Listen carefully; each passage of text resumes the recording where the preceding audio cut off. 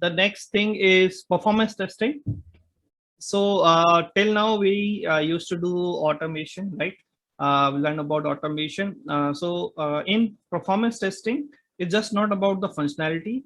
We test the speed, the response time, the stability, reliability, scalability, resource usage of application under workload. It's not like we have to test this website for, see, the test automation for one user is taking a lot of time, right?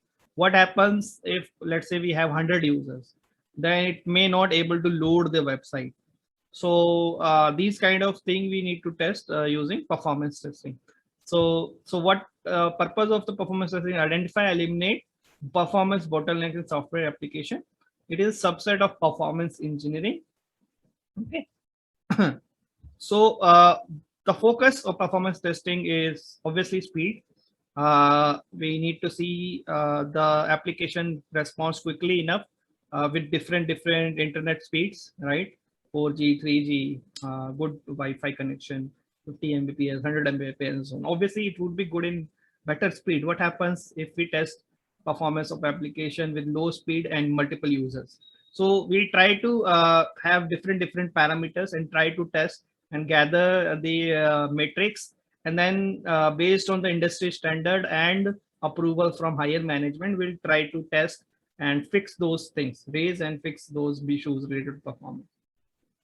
Scalability, so this is actually determining how many maximum users can an application can handle. Stability, if as I said, different load, if we are checking for different load, actually application is stable or not. So why performance testing? Again, just like automation. So it has all the benefits of test automation, but at a scale level. So in test automation, you generally test for 1 user, 10 users. In performance testing, you test for million users, 10 million users, especially in a sale like 9, 9, 10, 10. You have million transactions being made on Credivo. So at that time, you need to do a performance testing at scale level, right? No, automation is not that enough. Functionality and season of application is not the only concern. As I said, we need to check for response time, reliability, source usage. So let's say if when a feature does not work, it impacts that particular feature only. But when due to performance a system crashes, it impacts the whole application. So you can see the impact of performance bugs, right? When a system application functionality is not working, it is not working for that particular application feature only.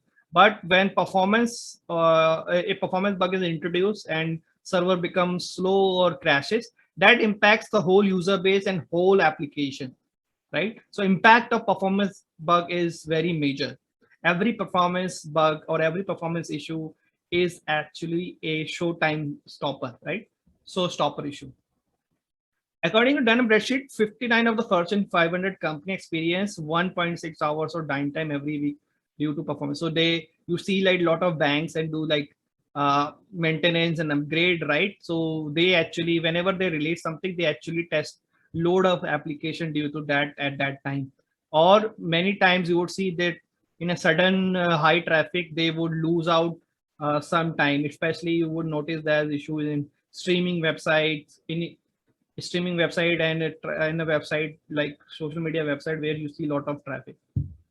Gives you opportunity to learn about hardware monitoring, threading, parallelism, network scaling. You don't learn all these things in while learning automation, right? So it you takes a deep dive into certain, like you get to know hardware in detail, you get to know how to do monitoring, which metrics to monitor, you get to know threading and threading mechanism, how threading works, parallelism in detail. You just not executing it, you are actually trying to find issues, right? Scaling, yeah. So what happens when your system scales to million user, 10 million user, billion users, right? Networks, what happens with different kinds of network fluctuation, how is the latency impacted?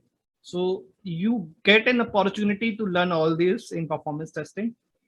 So performance testing is done mostly on software which have high traffic. So you work with companies which are really stable and scalable. Obviously, when you see that kind of traffic, it means that company is making very good revenue, right? So it means the company is stable and it is scalable. Unlike in automation, the company, or because in B2B application won't see that much of traffic. So company may or may not remain profitable for a long time. Compared to automation, you will see less competition here and kind of a similar or high package. So you would find that, but you would see that there are less companies looking for performance testing. So demand is also quite less compared to automation, but competition is also very low because, as I said, it requires a deep dive knowledge in hardware monitoring, threading, and lot of things. Okay, so it requires less coding skill compared to automation. It does not mean that it does not require any skill. It required some skill to do, because you have to sometimes do the scripting to run performance scripting, to run a data loader or something. You have to sometimes customize your performance test to expect something, to customize your performance test to perform certain tasks. But again, the knowledge of coding is not that vastly needed here compared to automation.